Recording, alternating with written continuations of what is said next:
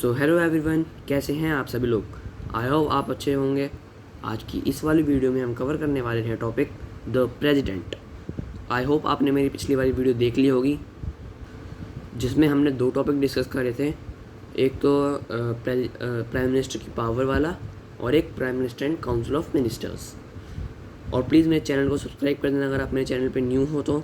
हम 50 सब्सक्राइबर्स के बहुत ही पास हैं, जल्दी से हमारे 50 सब्सक्राइबर्स हो जाएंगे। चलिए स्टार्ट करते हैं। While the prime minister is head of the government, the president is head of the state. जो प्राइम मिनिस्टर होते हैं, मैंने आपको बताया था ना पिछली वीडियो में, हेड ऑफ द गवर्नमेंट होते हैं। ऐसे जो प्रेसिडेंट होते हैं, इस वीडियो में हम प्रेसिडेंट के बारे में पढ़ेंगे। प्रेसिडेंट की क्या है, प्रेसिडेंट क्या है।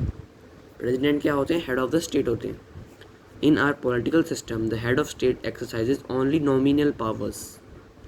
The president of functions are to a large extent ceremonial. The president supervises overall functioning of all the political institutions in the country so that they operate in harmony to achieve objective of the state. जो हमारे president जी होते हैं वो हमारे state के head होते हैं, कि जो भी स्टेट्स होते हैं ना हमारे, उन सब के हेड हैं हमारे प्रेसिडेंट जी। तो जो उनके पास कुछ खासकर पावर नहीं होती, मैंने आपको पहले भी बताया था। जैसे क्वीन ऑफ ब्रिटेन, जो प्रेसिडेंट ऑफ इंडिया हैं, वो क्वीन ऑफ ब्रिटेन की तरह है, कुछ काम नहीं है। मैं उनकी मतलब ऐसे नहीं बोलना चाहता हूँ, मगर वो आप समझना चाहो एक तरह से, जो प्राइम मिनिस्टर होते हैं हमारे, उनका सारा मेन वर्क है। सब काम जो भी इधर से कुछ इधर भी हो रहा होगा तो वो भी सब पीएम की वजह से हो रहा होगा। प्रेसिडेंट का मैंने आपको काम अभी आगे बताऊँगा। इनके मतलब कि जो भी हमारे पॉलिटिकल फंक्शंस होते हैं ना कंट्री में, जितने भी इंस्टीट्यूशन वगैरह हैं, इन सब में काम जो होते हैं वो प्रेसिडेंट करवाते हैं।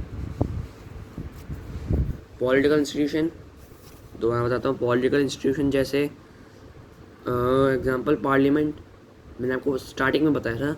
जब भी कोई लॉ इम्प्लीमेंट किया जाता है, कोई ऑर्डर बनाया जाता है, तो उसमें किसके साइन लगते हैं? सबसे पहले प्रेसिडेंट के साइन लगते हैं। जब प्रेसिडेंट अपना अप्रूवल देते हैं, उसके बाद ही वो ऑर्डर आगे मतलब बात की जाती है, राज्यसभा के पास जाता है। फिर The president is not elected directly by the people. The elected members of parliament and the elected members of legislative assemblies elect her.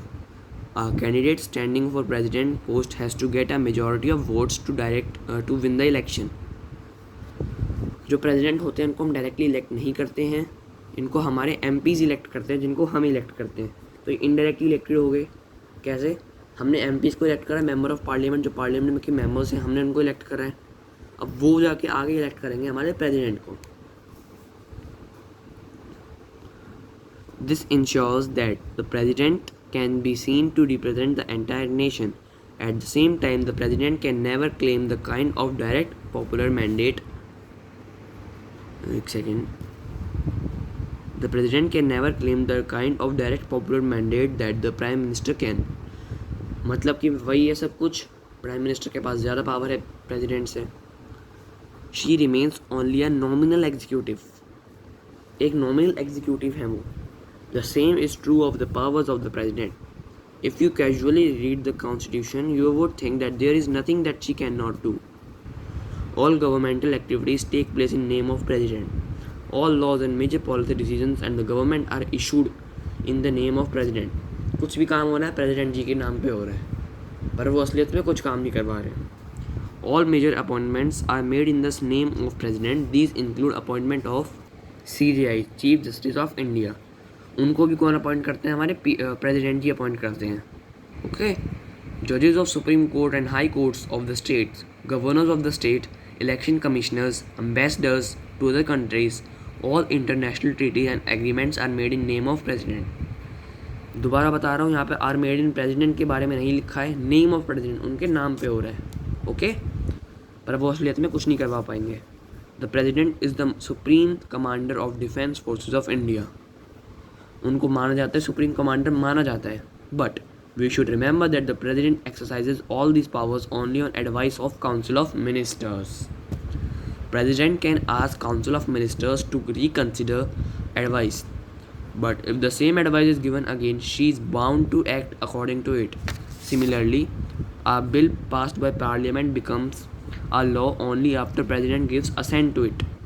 Sign वगैरह करते हैं, उसमें अप्रूवल देते हैं, If the president wants, she can delay this for some time and send the bill back to the parliament for reconsideration.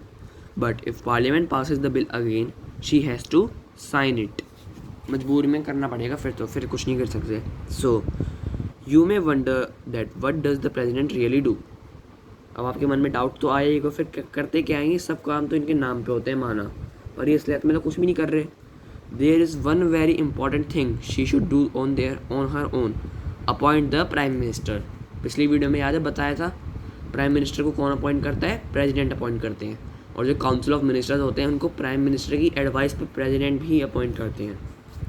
When a party or coalition of parties secures a clear majority in the election, the president has to appoint the leader of majority party or the coalition that enjoys majority Lok Sabha.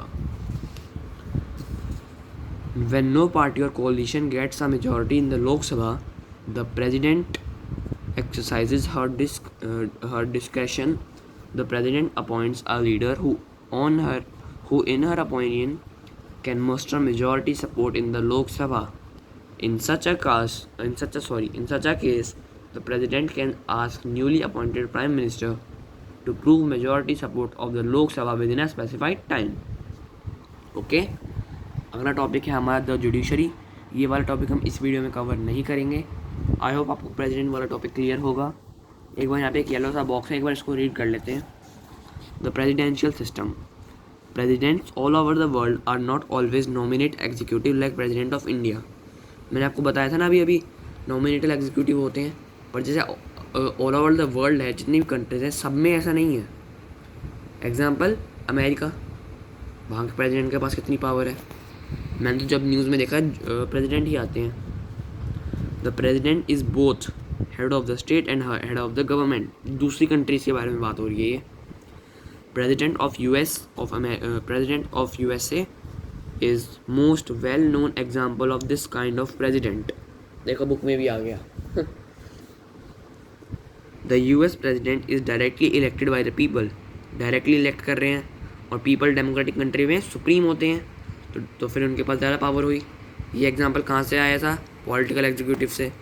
याद है मैंने बताया था ना, political executive में ज़्यादा power क्यों होती है, क्योंकि उसको डायरेक्टली इलेक्ट कर रहे हैं people.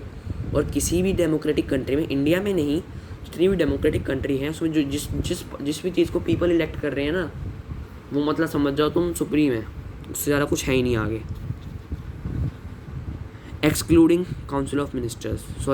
ministers of parliament, members of parliament, he personally chooses and appoints all ministers. The lawmaking is still done by the legislature called Congress in the US, but the president can veto any law.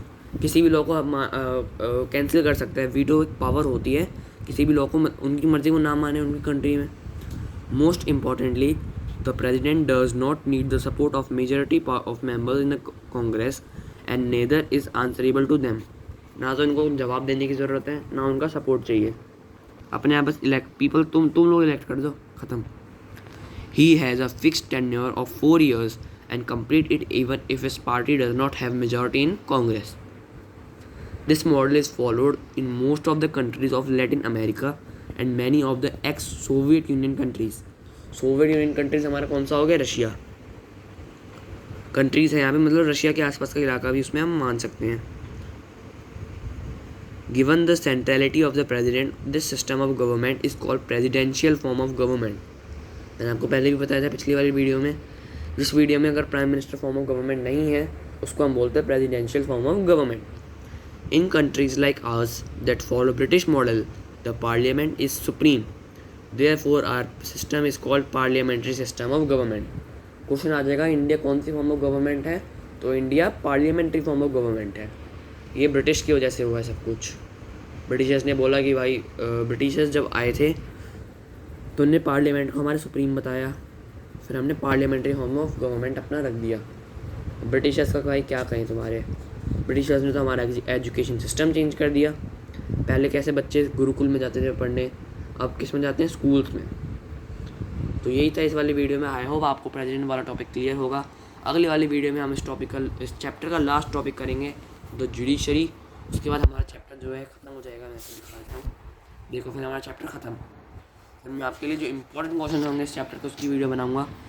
बस आप channel को like कर देना और video को channel को subscribe कर देना और वीडियो को लाइक कर देना। Thank you and have a good day.